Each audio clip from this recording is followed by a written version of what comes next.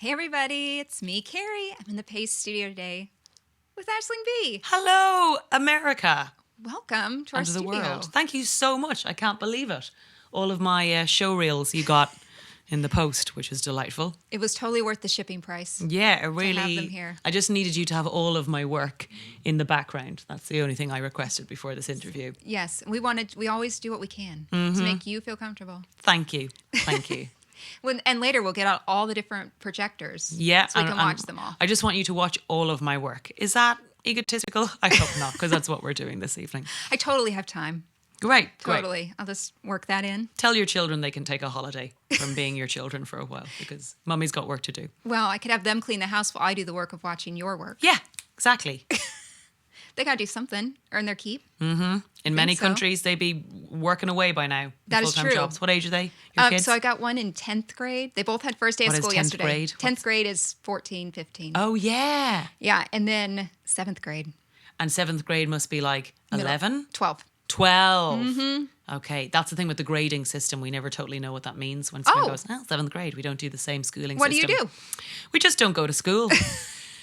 We learn from the school of hard knocks how to live a life, fighting, etc. You know, we learn to read vibes. We learn to read people's faces. No, we have primary school is like class. So like first class, second class, third class. Okay. And then when you get into secondary school, it's like first year, second year, third year. And that'll be like high school for you guys. So that's our system. And then in Britain, they have a different system. I don't know what the British system is. We don't even care about that right now. Exactly. It's not what we're here to talk about, is it? No, Irish system only. That's all I care about. I've never been there. You should go. Bring your wallet. We like to extort money out of Americans. Perfect. In a smiling fashion. I'll bring my American smile. I have a Russian friend that was like, you have the American smile. You do. The it's like, big smile. Hey guys. All the time. Today for only $99.99. Ding. Little glimmer off the teeth. Yes. So you're here though for something in the States for This Way Up. Yes, I am. So This Way Up is my new show, which airs from today all on Hulu, the streaming service Hulu, which has lots of things like, if you don't just want to watch my show, there's, The Handmaid's Tale, The Bachelorette, which is kind of like the reality Handmaid's Tale. Yes. It's got Love Island, which is very big and popular in the UK. All of those things where people swap each other around like bags of meat or cattle, all for love, and television deals and teeth whitening product deals at the end of it. But This Way Up is a 6-part series of mine, which I hope people watch. Did you watch it? I did. Oh my God, I haven't finished it, but I have. What have you gotten up to? I watched the first episode. I mean, you really just started. Yeah. I really just started. Here's the thing. Can I tell you why I didn't finish the whole thing? Please explain yourself, because it's embarrassing and awkward. I will explain the reason. I never watched the whole series before I interview someone for 2 reasons. One, I don't want to lazy, obviously. Yeah. But second reason, I would not want to accidentally spoil it. Oh, and I like to have an organic... The millions of people. Well, I want to have an organic conversation, and if I know how it ends, I'm afraid I will spoil it for someone. And so I try to watch it like someone else would watch it, which would be maybe just an episode. Like little bite-sized nuggets. So I do it it's on purpose. But I will finish it because I really loved the first episode. So when you go to someone's dinner party, would you have a starter and go, do you know what? I'm going to take the rest to go. And when I call you later, I'll let you know how I enjoyed the rest of the dinner from home. I get it. You get me. Yeah. I know. Watch it however you want. It is the one thing now without things coming out episodically, right? Where people used to tune into something other than maybe sport. The idea of event television kind of no longer exists. Yes. Where if you don't watch something when we're all watching it together, the fact that you can watch stuff back or watch stuff in a pile means that everyone sort of watches things with a different energy. True. But there's a lot of late night staying up and binging whole box sets, which is what I find mad, especially because in America so many shows run for like a minimum of 8 episodes and my show's 6 episodes, so people kind of think of that as a bit more like a long movie. It is kind of. So I think a lot of people eat up British and Irish shows in a big pile because they're not used to only having 6 to watch. Yeah, it does make a big difference too. You can't just sit down. Well, what I like best about episodic TV or short ones like that even is that it feels more like, instead of a movie that's 2 hours and you cram a storyline into something, at 6 hours of footage or 8 hours of footage, you like really know that person. Yeah. A little I bit mean, more. in my ideal world, and maybe because I watch so much more American television, Mm-hmm. I would have loved to have written maybe 10 episodes Yeah. and have each one of those episodes built out. Because what happened was there were so many characters other than my own that I sort of fell in love with. And then when the really great cast we had came in, like we've got Tobias Menzies, who's in things like Outlander and Game of Thrones. We've got Indira Varma, who's also in Game of Thrones and a million other things, and she's amazing. And suddenly you have these actors on your set and you're like, oh God, I want to give you like a whole episode, not just a scene or two. Please, can I please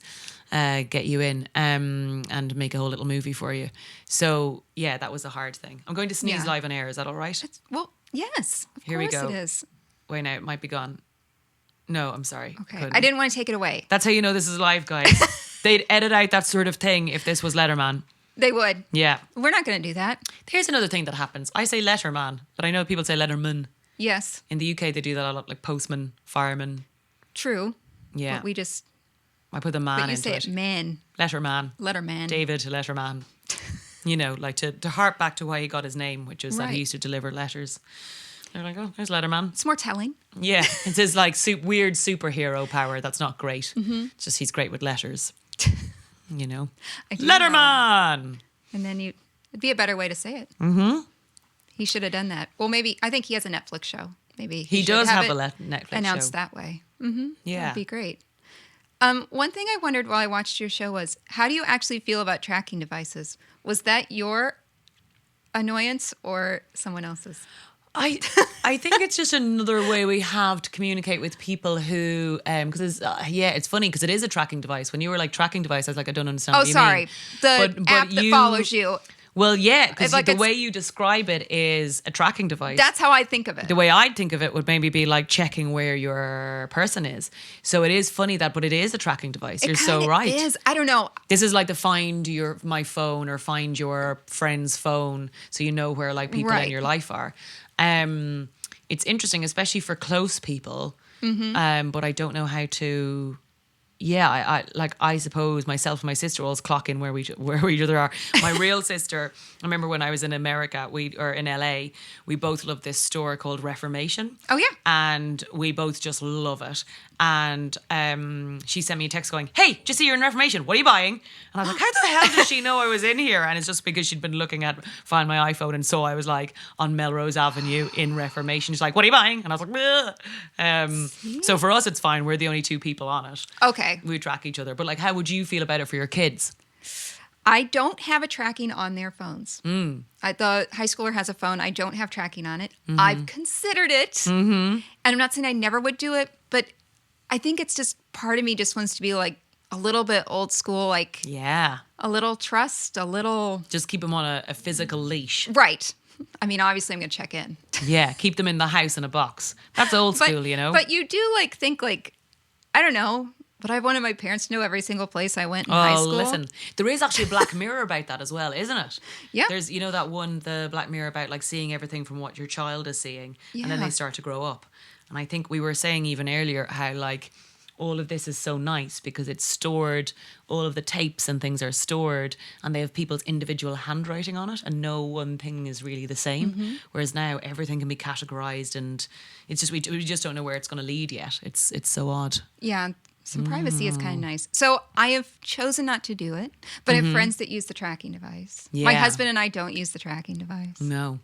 Maybe we should. Well, girlfriend, that I'm is your pretty own boring. bit of naivety. There'd be nothing to, Yeah. to see. What I like mean, to you do, know. and some people find it a bit much, I like to make a slight incision on whoever I'm seeing's neck, and then put like a little like pea-sized tracking device in as Obs. they sleep. And like I would always say numb them first so they don't feel it as they sleep, and then just sew it up again, and then let them walk around, and then you can just see where they are at all times. But that's just me, and I'm adorable. Do you know what I mean?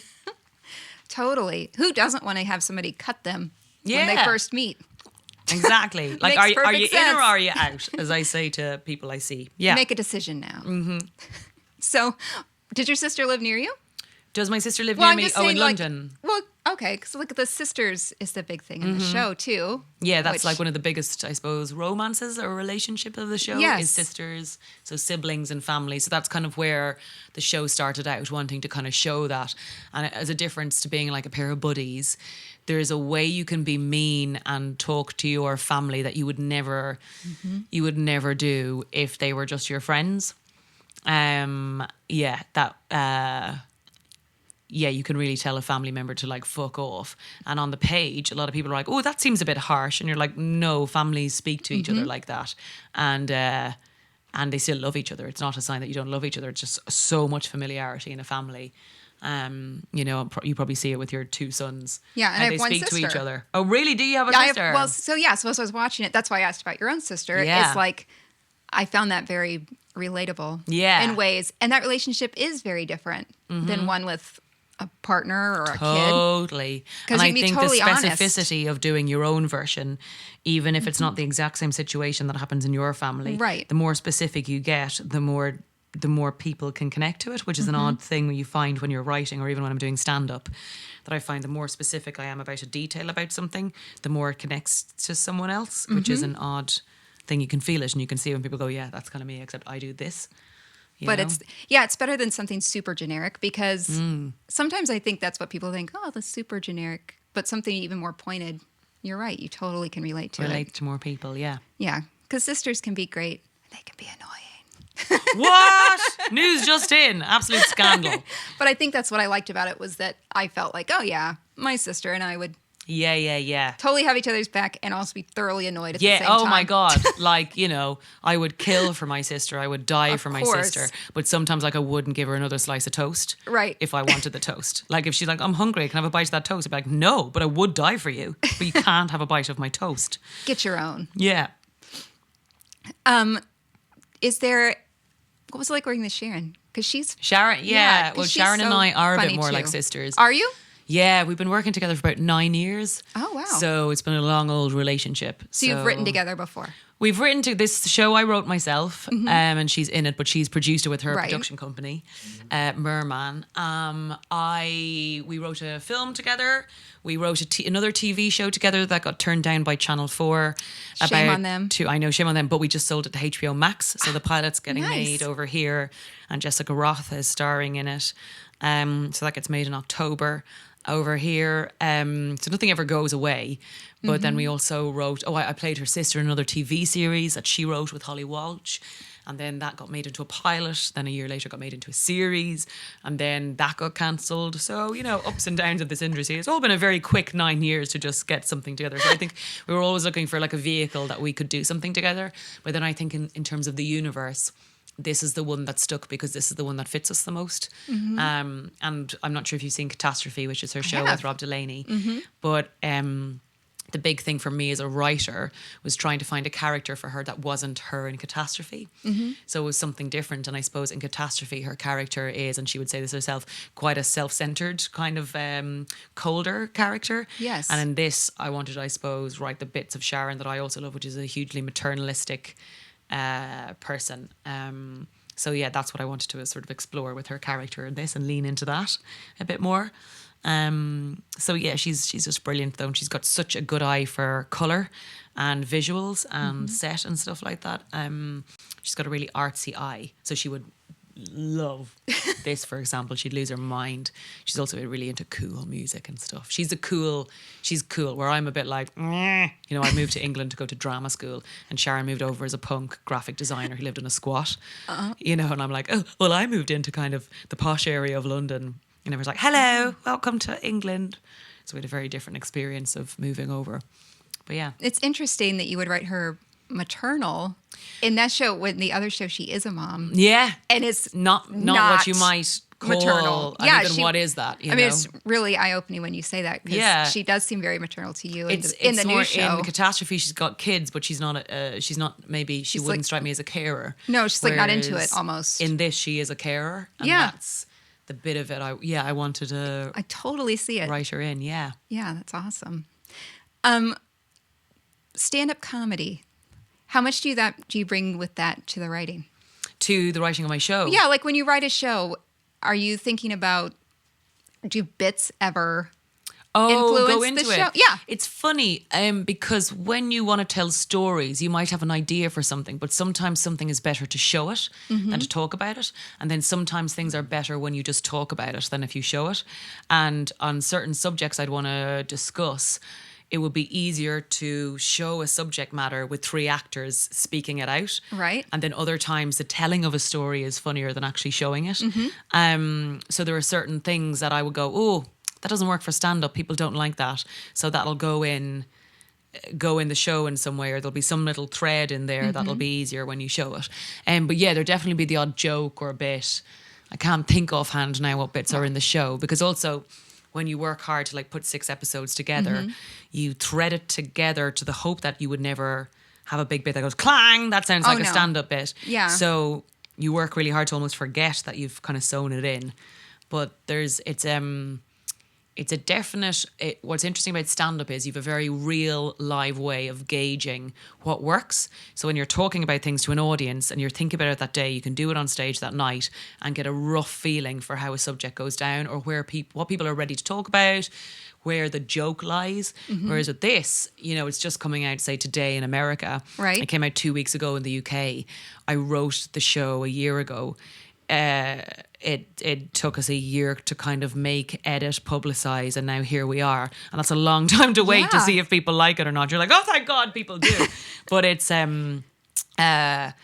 it definitely helped being a stand-up to sort of roughly see what people are willing to lean into more, and maybe a sort of more timely form of comedy where you don't have to have a gag rate. People can afford to wait for a gag for a minute rather than have one every 10 seconds now. I think people's patience and how they watch stuff. And a lot of people watch so much stand-up alone in their house. Yeah. Which means you're sometimes creating stand-up for people on their own who aren't probably laughing out loud. Whereas when people are in a room together, they're more likely to physically laugh than they would if they were on their own, because the noise of people, like say there'd be some things, if we were saying this to an audience right now, people would have like laughed because there's a pressure to another human where there's no pressure when someone's watching at home on their Facebook, laptop, YouTube phone. Wow. BlackBerry. That is very I just never think about that. And honestly, I don't know. I love digital things. I love that we can do this today and chat and people can, see it. Dip in or dip out. But that being said, it's so much about it is anonymous. Yeah. And you do miss laughing with other people. Yeah. And, the kindness to someone in person. One of the big things I'm talking about in the show is loneliness. And I did a lot of research into loneliness for the show and what an awful effect it's having on all of us physically. So it has a biological effect on people. And the cure to loneliness is within our grasp, in that it's about human connection and physical touch. And when you're talking to someone, looking into someone's eyes, and that has a biologically calming effect on our bodies. And we're doing that less and less and less. And so we think we're seeing people when we're looking at pictures, we're taking in a million faces on that we would have ever naturally been allowed to see on our Instagrams, but we're not physically connecting. We're looking, but we're not connecting with people. And that has a detrimental effect to our bodies and our adrenaline rates. And so the idea of physically going to a comedy gig, of physically having to sit beside people with all of their smells and energies and feelings, and then watch someone who's physically doing something close. Like, I hate doing stand-up for TV, even though I've done loads of it. I don't love it because you've got an audience and then you've got like a camera here, and you're doing your jokes for this to create this moment now live. But then you're also recording it to put to people who are on their own, which is not totally. Stand-up is about storytelling in a communal space, and there are certain things which are becoming less and less communal, and it's to our detriment. Why I love New York more so maybe than LA is because in LA there isn't a huge transport system. So people are very easily put into boxes, little cars where you drive around and don't interact with other people or have to interact with other people's stories and looks and lives enough.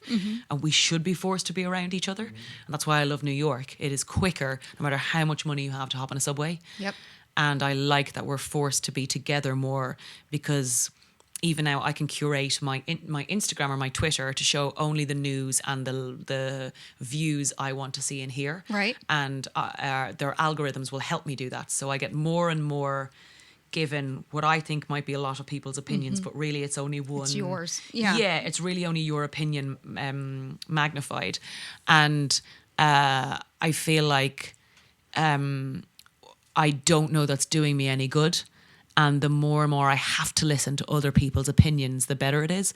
And that's what I've tried to do with the show. I've tried to show, hopefully, people and things in a more complex, that no one's really right or there's no answer. And I suppose that's because I travel around a lot and meet lots of different types of people. So I don't only know one type of people. Yeah. Which is an odd little sort of, like, it's quite a circus life, this one. And I think if there's any way you can force yourself into places that are outside of your comfort zone or around people that are not entirely your comfort zone, even if you're on your own, it physically does you some good.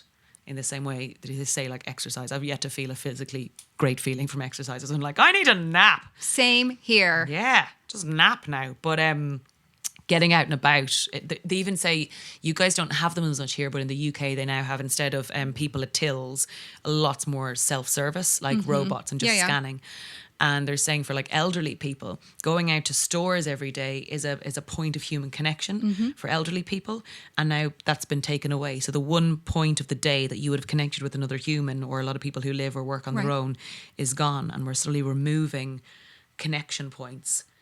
And it's having a detrimental effect on our health and well-being as a society. Yeah.